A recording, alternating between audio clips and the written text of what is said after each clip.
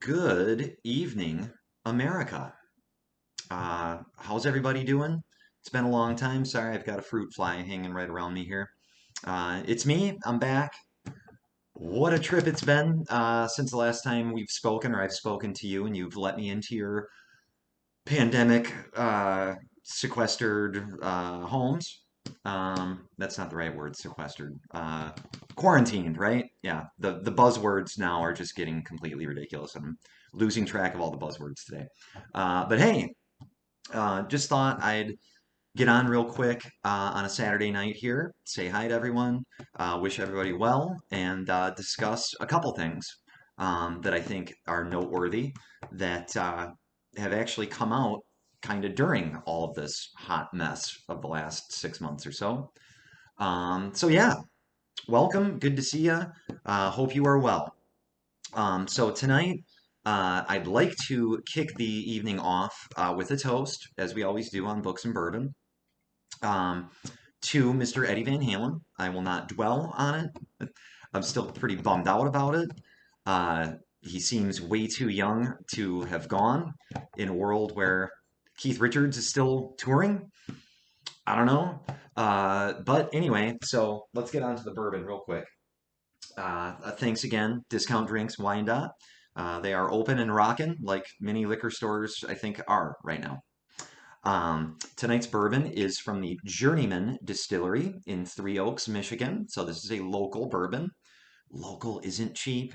Um, yeah, Three Oaks, Michigan. And then two other things that will immediately add to the dollar signs of your bourbon bottle. Two words. This one just jumps out at you that it's not going to be cheap. Handmade, handmade, and organic. Okay, you're looking at those two words thrown on an extra $20 right there to any bourbon bottle. Okay, typically I'm not a fan of the organic movement. I think a lot of it's kind of a crock and just a money-making scheme. Um, but whatever, I do like local. I do enjoy buying local. And oh, and here's another thing that's going to add another 10 spot. Batch and bottle in actual ink pen. Okay, whoa boy, adding the money's just shooting right up there. So the good news is they were kind enough to give me a sample at Discount Drinks. I know what I'm in for a little bit. She gave me a little sippy sippy. So I'm looking forward to sharing this with you. So pause me if your bourbon bottle isn't already just on your coffee table and has been for the last 6 months. I don't blame you. If it isn't, please go grab any bottle of bourbon you would like, or this. They have plenty from Discount Drinks. Pause me. Go get yourself some bourbon, and let's get ready to, blast some Van Halen while you're on your way up there. And yeah, let's get ready. Let's get ready to do a toast. So specially chosen for this particular episode and the year 2020 overall, my Titanic shot glass. Because isn't that just what this year feels like? It feels like we're all on the Titanic. And the journey lasts a lot longer than theirs did. So let's see here. I already got the wax seal off the top. So I could still, nope, there we go. It's pretty easy. Good cork. Oh, good stopper sound. Oh, nice, nice. Yeah, yep. This is gonna be smoky. So get your smoky bourbon out. This one's gonna be kind of harsh. Good, but harsh. Smoky for sure. Not like Wild Turkey, that's for sure. Definitely more of a Knob Creek vibe. I'm thinking. So let's see what we got here. Here we go. Journeyman Distillery. Uh, to Mr. Eddie Van Halen, who, in my opinion, as a drummer, but still I'm a huge fan of guitar. Probably a bigger fan of guitar because I don't play it. But in my opinion, no one has expanded the instrument since him. There's well, that I won't go on a tangent.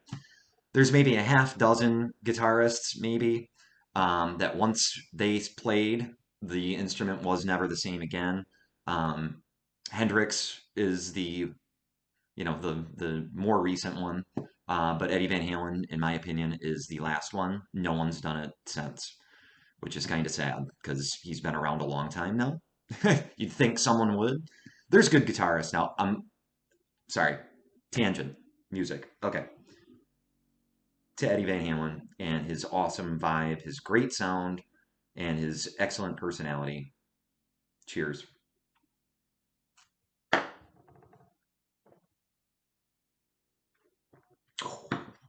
Whoa.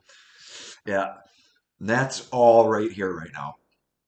It's not down here. Now it's starting to trickle down. Now it's starting to trickle down. All right here, though. Oh, oaky. Oaky, oaky, smoky. All right. Whew. 1 second. Much better. Much better. My wits have returned. Um, okay, so tonight I'm gonna try to keep it a little quicker than I always end up having it be. I wanted to talk about three different things that have come out just in the last 6 months or so that I think are really good and worth your time um, because we have a lot of it because we're always at home. Um, first thing I wanted to talk about was a book I recently reread, and this would be Henry James, and that would be The Turn of the Screw. This I got obviously at a used book sale some time ago, and it definitely includes other works from Henry James, because Turn of the Screw is just like a 100-page novella. Henry James actually kind of invented the novella. Novella meaning longer than short story. Hi, Katie. Okay, honey. Did she stop me? No, I don't think she did. I don't think she did. Whew. She just walked right over the keyboard. Novella, longer than a short story. No, honey. Shorter than a novel. That's what a novella is. So usually Stephen King back here, he has ushered the novella into the modern age with several books. I would say pretty much Four Past Midnight by Stephen King has four novellas. The Body, which is Stand By Me, the movie, The Body is a novella that Stand By Me was based on. So Stephen King, of course, the king, ushers the novella into modern times. Not many people tackled novellas before that. So Henry James pretty much invented it. Usually it's right around 100 to 150 pages. Usually I don't think it goes over 200 pages. Then you're in novel territory. It's a very important 50 pages there. Um, I don't think a lot of authors wrote in it just because it's this weird, short story is like an episode of the Twilight Zone, right? It's bam, bam, bam, which I love. Novels are more like, I'm gonna get to know you for a while. I could be 800 pages. I could be 1,000 pages. Um, Novellas are in this kind of gray zone in terms of story arc and when to bring everything together and how to develop everything. So anyway, Turn of the Screw is a novella from the late 1800s, I believe, like 1890s. And it takes place in the 1890s. But it actually, more importantly, the reason I reread it, I read it in like high school or college. The reason I reread it is because it's what The Haunting of Bly Manor is based on. So please watch the show. If you haven't seen The Haunting of Hill House, watch that now. Thank me 10 hours from now when you've lost 10 hours of your life in a row to Haunting of Hill House. What a great Halloween season treat that show is. I'm going to rewatch Haunting of Hill House probably tonight. Um, Also, one of my favorite books of all time, Haunting of Hill House. But the series, I've still only seen the one time and just flew through it. So I think I'm going to rewatch that tonight. But so I wanted to talk about Turn of the Screw and Haunting of Bly Manor. So first, pause me, watch Haunting of Hill House, then let's continue this conversation.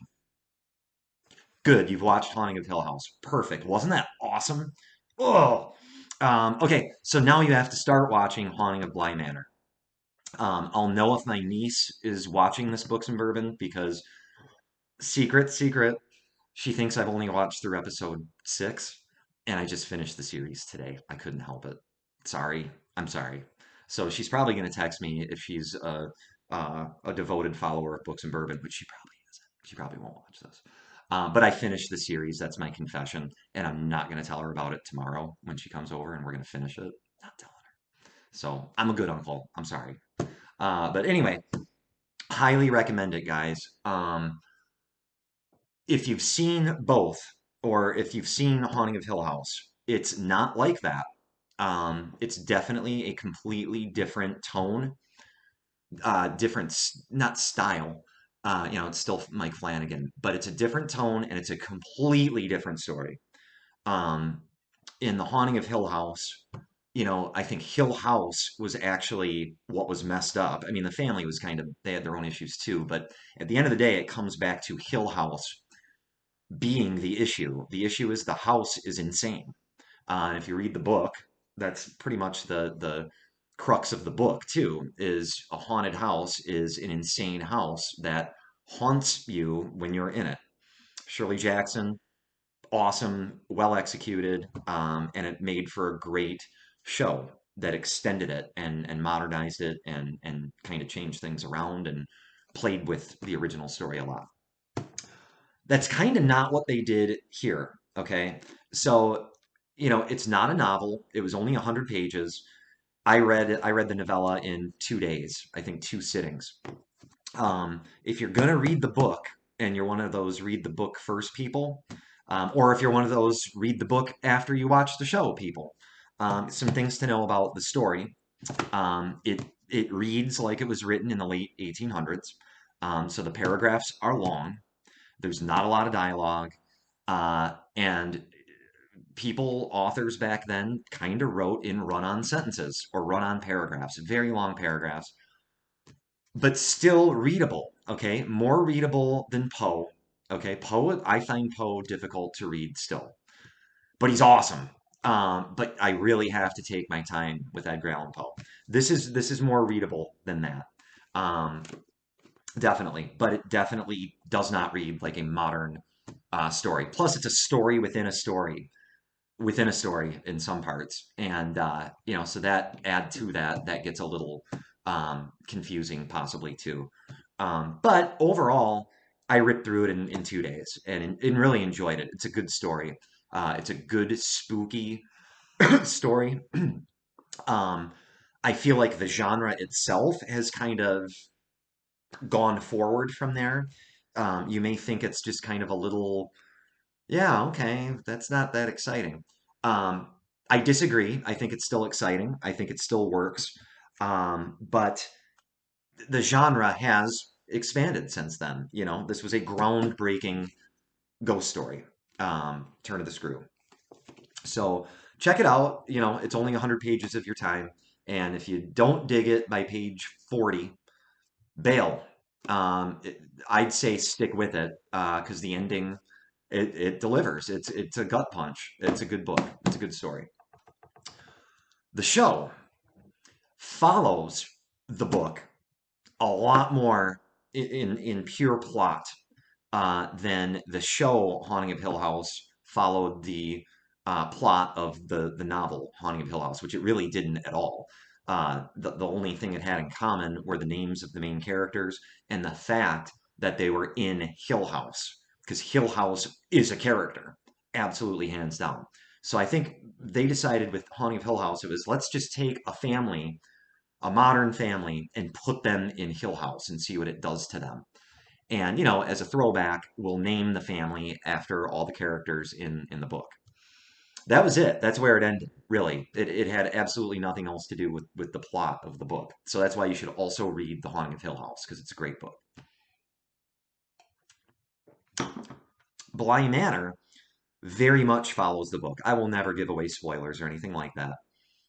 But one of its plot points is the book's plot point, basically. Um, what I liked is by episode 4, pretty much the book story was kind of told. You didn't have an ending, but everything else was new. If you had read the book, episode 5 on, everything was new. Um, Big differences between Hill House and Bly Manor, which I enjoy, actually. I like the fact that they were so different. Hill House was scarier. Hill House had a bunch of jump scares. It was really creepy. Um, it was more disturbing in a visceral way. Bly Manor is disturbing too, though, just in a completely different way. And what What they're not telling you with Bly Manor's actually, and they say it in the show, it's actually a love story. It's all about relationships and love and hauntings based on that, which are real hauntings that, I think that's the most real type of haunting there may be. And it's all about that. Um, yeah, so it's totally a ghost story. And in the show, they actually say, um, "I thought you said this was a ghost story, but it's actually a love story." And one of the characters says, "Aren't they the same thing?" I've never thought it that way, and I think it was awesome. Because yeah, I mean, look at this. Look at the movie Ghost. Was that not an effective movie? It was a love story. So Haunting of Hill House, I don't think was a ghost story. It was about Hill House being insane and influencing everyone's broken lives within it and ruining them. Um, and their eventual, well, I won't, sorry, I'm drinking the wine and the spoilers start coming. I'll shut up. But Bly Manor is a ghost story, pure and simple. It's actually more of a ghost story than the book, Turn of the Screw, is. Uh, Turn of the Screw, the book, I would argue is actually more of a possession story than a ghost story. It's a ghost story too, but it's also definitely a possession story. Before possession stories even were a thing, really, late 1890s. Um, Bly Manor is a ghost story, pure and simple, and it's awesome. So check it out. Um, get some Kleenex. You're gonna need Kleenex for this one more than you're gonna need to grab onto something, for sure, for sure. Especially the second half. You're just get Kleenex, because it gut punches you pretty good with some stuff. So, but check it out. If you're halfway through it and you're like, I don't really like this, stick with it. Um, it gets kind of complicated for a couple episodes, and then things kind of resolve themselves quickly and simply. It was one of those shows again where I was like, shit, it's over. I don't want it to be over. So, what I really like about Mike Flanagan and what he's doing um, is he kind of seems to be doing what John Carpenter wanted to do with the Halloween series. John Carpenter envisioned Halloween as being almost a biannual movie that the only things they have in common is Halloween. And what a cool idea. And I think some other writers and directors have kind of explored that a little bit. Good for them. That's why I love Halloween 3. Um, I'll defend that movie hardcore till the day I die. I love it. It's a good Halloween movie. It's just people wanted Michael Myers in the 80s and they didn't get him and they felt kind of ripped off. I don't blame them. I'd feel kind of ripped off too. But I think that's what Mike Flanagan's trying to do with this. Except with him, it's just hauntings. He's really getting into what haunting means, which I've read a ton of haunted house books. Two of them are two of my favorite books: Hell House, Haunting of Hill House. Salem's Lot back here kind of has a haunted house. Not really though. It's more just a dark place. But Mike Flanagan's really looking at the different definitions of being haunted. And the haunting of Hill House was totally different than the haunting of Bly Manor. And both were emotionally effective and they both rocked. So, five bourbon bottles. Five bourbon bottles. There's a little too much voiceover in one episode where it was like, okay, you literally wrote an episode to tell me what's going on. So all exposition. But it was cool. I still dug it, and it was beautiful. Both series are gorgeusly shot. I'll avoid the word beautiful because Donald Trump likes the word beautiful a lot, and I don't want to sound like him. So, but anyway, check it out. Haunting of Bly Manor, Netflix. Watch it tonight, or if you're halfway through it, finish watching it tonight. You will not be disappointed. I promise you that. Next up, let me do a halvesy of Journeyman Chapter 2 because it's Saturday. That was good. That was good. Just little halves, though. Feel free to take a sip. Sip break. Sip break.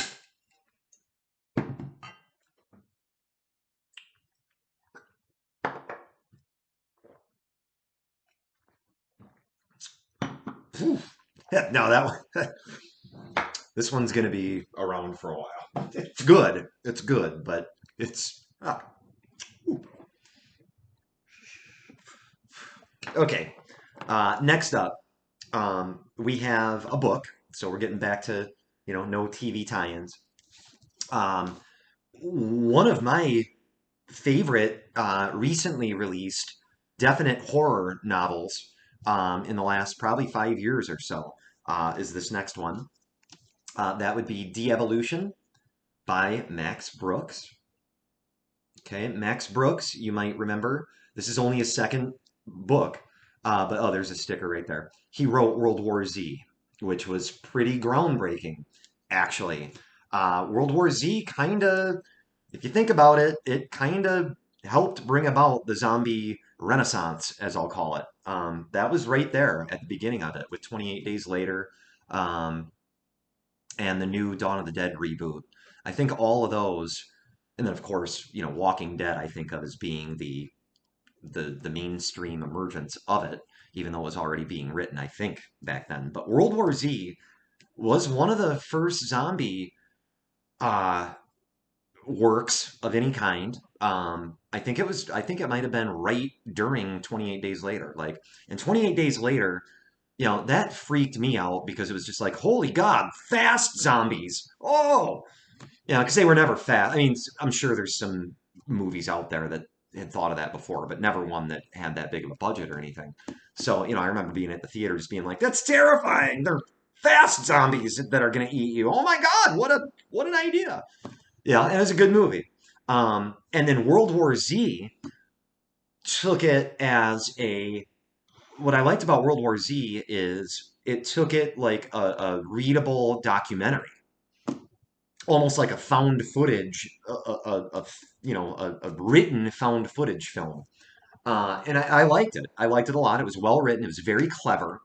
Um, it was tense, suspenseful. The movie, biggest tie-in fail ever. I'm not saying it's not a good movie. It should never have been called World War Z. I was like, okay, well, I have to watch it again. I only watched it one time. It might suck, but it's nothing like the book at all. But anyway, so this is finally he's given us a second book, De-Evolution. It just came out like 3 or 4 months ago. Thin, you know, uh, barely 300 pages. So not a novella, not a novella, novel. Okay, novel. Um, I love the cover too. I think it's a really cool cover. So what do you think it's about? Yeah, it's about Bigfoot. Yeah, he wrote a Bigfoot book. So he wrote a groundbreaking zombie book, and he wrote a Bigfoot book. You know, I feel like the Bigfoot craze, I was kind of at the tail end of. My brother, I think, got that a little more. I think the 70s were a Bigfoot revival period on TV and movies. I was barely born in the 70s. I was more of an 80s guy. And besides Harry and the Hendersons, that was our Bigfoot experience, was a comedy. 70s was Bigfoot terror. And Max Brooks is of that era, right? He's about 10 years older than I am. So um, he grew up with that 70s Bigfoot terror feeling that I never grew up with. So I was looking forward to reading this book. It's not a jokey, it's a serious Bigfoot book where big feet they're not cute. They're not, they don't want to communicate with us. They don't want to be like us. Um, they are a primitive, uh, highly evolved for being bipedal like we are, but operating on a much more visceral level and tribal level than us. And he does a great job. I'm going to tell you this. De-Evolution, and I put this on Facebook right after I finished it. If you know what the Bram Stoker Awards are, those are the horror novel awards for I think it's just literature, I think, right? They don't do movies yet. I could be wrong. They might have expanded. But I call this out right now. I'm calling this out. If it isn't, it should be the Bram Stoker Novel of the Year award. I think hands down. Yeah, so read it. If you like horror, absolutely read it. If you like survival stuff, read it. Um, if you just like page turners, read it. It's a total page turner. Very good. Um, what I like a lot about Max Brooks, he's Mel Brooks's son, which I didn't know when I read World War Z. I think I just found that out working at Barnes and Noble. Um, but yeah, he's Mel Brooks's son, who, Blazing Saddles, Spaceballs, amongst many others. He's a legend, right? Something about the Brooks family, they nail satire, for one thing. They nail it. And Max Brooks has satire down. And he throws some satire into Devolution in just the right spots. He knows when to throw in a little bit of humor and definitely poking fun of society, modern society specifically. So what's the book about? I'll just give you a quick summary, see if you like what it sounds like. It's about a bunch of techies, so like Silicon Valley folks, SoCal folks, who decide to go off, well, not off the grid. That's actually, he kind of pokes fun at that. They're going off the grid, but they're basically going into as environmentally friendly. Hi, Milky. They're going into as environmentally friendly of a living habit as they can. So they found this little commune by Mount, oh, good Lord. It's Mount St. Helens, right? Washington. Jesus. Uh, no, Mount Rainier. Mount Rainier. God. Yeah. So they found this little commune, and Katie just knocked over Salem's Lot. My favorite book ever. She just knocked it over, and she's proud of it. Look at she's not apologizing, Katie. See, and they say cats don't respond to their name. BS, they do. Katie, what you doing? Yeah, she's like, yeah, Dad, I knocked over your book. Anyway, they found this kind of ultra modern commune of like only like 15 people, and their goal is to try this experimental way of living, leaving as little of a carbon footprint as possible. And this takes place in the near future. I'm guessing the next 20 years or so. He never says that, but he kind of hints at it because the environment in the book has gotten noticeably worse than it is now. So it went downhill pretty quick. And Mount Rainier ends up erupting. And they're safe, they're fine. And if you want to, the cool part is Max Brooks knows his science. He is highly qualified, actually. Uh, he's a senior non resident fellow at the Modern War Institute at West Point. So he does his research heavily, and you can tell because it comes off as real because a lot of it is. And what's real about this book, De-Evolution, what's real about this book is that Mount Rainier literally is due to erupt at any time. And I don't think it's a super volcano, but it's a major volcano. And when that sucker goes, it's going to be trouble. And add to that climate change, possibly accelerating that. And it's highly possible that we'll see that eruption in our lifetimes. And the science is real. I looked it up. And so and Mount Rainier is not in a rural area, right? That's kind of right next to Seattle. And so, see, I don't think Seattle would be affected by it, but it's a developed area. But anyway, they are not affected by it. They found a place like 20 miles away from Rainier's actual summit. But they're affected by it in terms of can they leave their commune? And they can't. And all of a sudden, what's lurking out there that we never knew about in Washington, right? The Pacific forests, Bigfoot. And what happens when a volcano wipes out your food supply that you used to live on, and all you wanted to do was stay away from humans because they evolved beyond you. They have guns, you don't. We have evolved beyond you, so you stay away from us.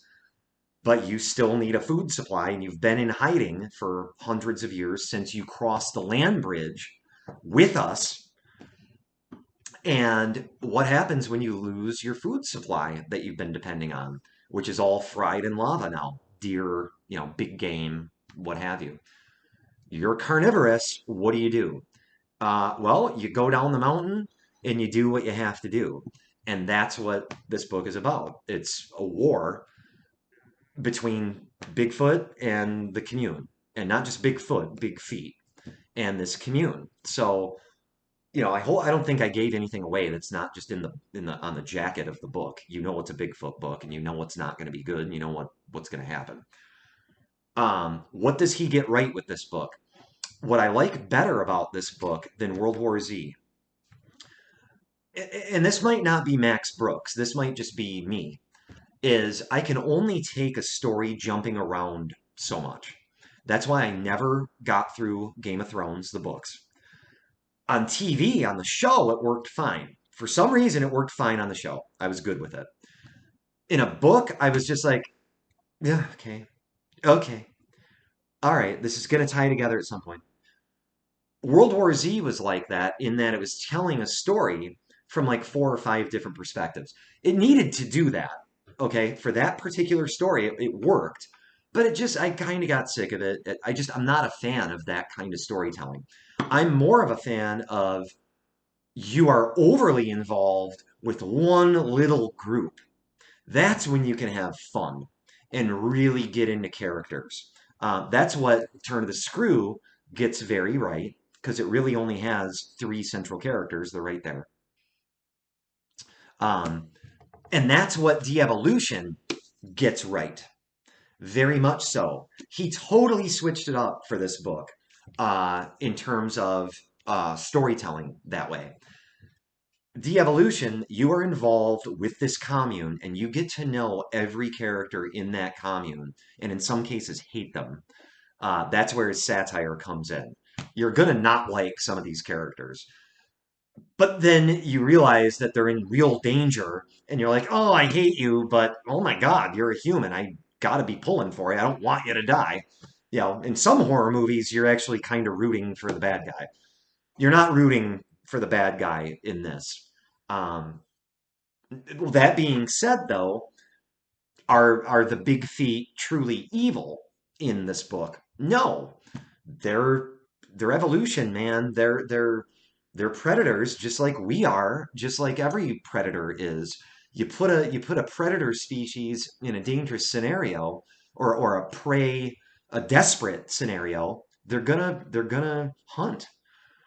So he does a great job with that too. It's just a great book. It's a good read, and it's a well thought out book. He's a smart guy. I love when you can tell most authors, I believe, are pretty intelligent. They have to be, I think.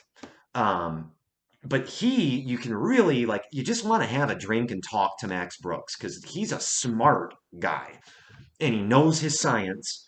He'd be a great science fiction writer, but he throws some science fiction in here, which makes it cool too.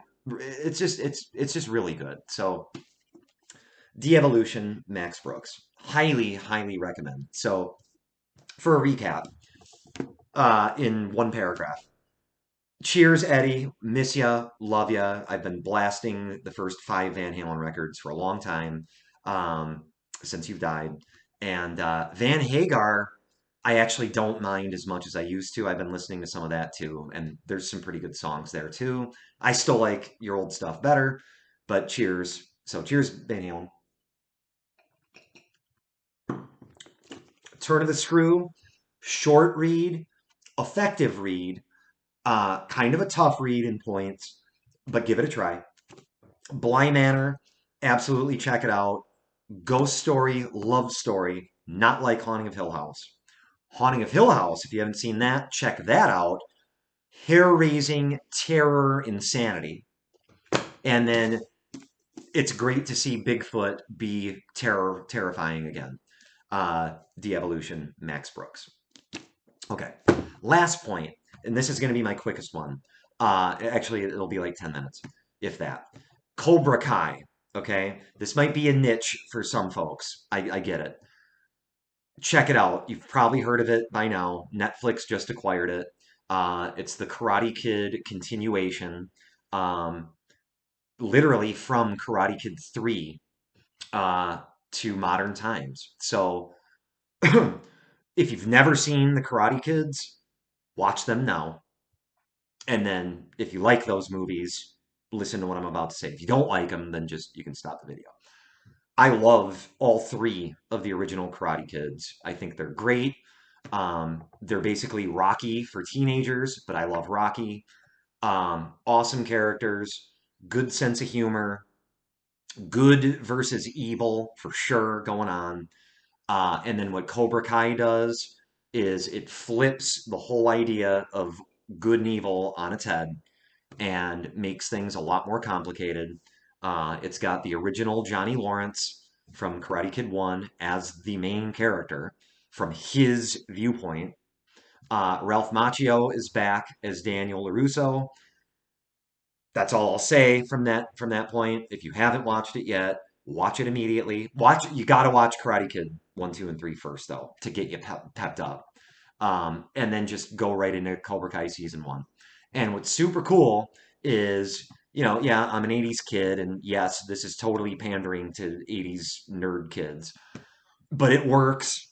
And if you have kids, your kids might really like it too. Now, I would say, I mean, the first Karate Kid movies were PG all the way. Yeah, PG 12, maybe. They weren't PG 13. There was no swearing really. But there was bullying. I mean, the whole series was about bullying. Um, so there's some violence, but it's awesome. And there's some evil going on and some manipulation going on. But I would say that the Cobra Kai is probably early teenagers should watch it because I think there might be some language. There's some more adult themes going on in Cobra Kai than there were for sure in the original Karate Kid. So I forget what the language level is. But if you've got a 12-year-old or you're very liberal and you've got a 10-year-old about letting them watch stuff, watch it with them and you might bond with them over it. If not, watch it yourself because you're going to love it. It's funny. It's got karate action, good karate fights. It's got some real sad moments. So does Bly Manor. I already said that, but guys, Bly Manor is really sad. uh, and I'm not spoiling anything saying that. You'll realize that pretty quick in. But Cobra Kai has its moments of sadness too. But it's also really witty. Again, like I said with Max Brooks, you can just tell how smart this guy is. The people who are doing Cobra Kai are really smart. They know how to extend upon the original story. They know how to put it in new places. They know when to be throwbacky about it. They know when to throw in stuff we never even thought they would. They are masters at putting this show together. It's a total pleasure to watch. I just have a big smile on my face the whole time I'm watching it. I laugh out loud at it. Um, it's just awesome. So I cannot say enough. Now I feel like I was on the Cobra Kai bandwagon back 4 years ago when they were on YouTube Premium, season 1, episode 1. I binge watched it. I feel like a lot of people now that Netflix has it, they're like, "Oh, Cobra Kai. Oh, we never knew about that. We're binging that now." Yeah, isn't it great? Yeah, welcome aboard. Cheers. I'm glad you got on that train because it's an awesome train. So, season 3 is currently what I am most looking forward to on TV, period. I can't wait. I'm counting down. So, I believe it's January, end of January is when they're premiering season 3. Uh, yeah, so you got plenty of time. So, anyway, guys, almost 40 minutes. That might be my shortest episode. thanks for listening to me. Thanks for letting me into your living room, kitchen, home office, whatever. We're getting closer to the end of a very weird year. I don't know if the weirdness is going to be over when the year is over, but weird. But at least cool people are still creating really cool things for us to enjoy. And I think that's a lot of what life is about, is enjoying beautiful things. Shoot, I used a Trump word. I don't care. Beautiful is a good word. It's about enjoying beautiful things, and there's still some beautiful things being made and released to us to enjoy. So, cheers, guys. Rest in peace, Eddie Van Halen. And I'll see you guys soon. Take care. Bye.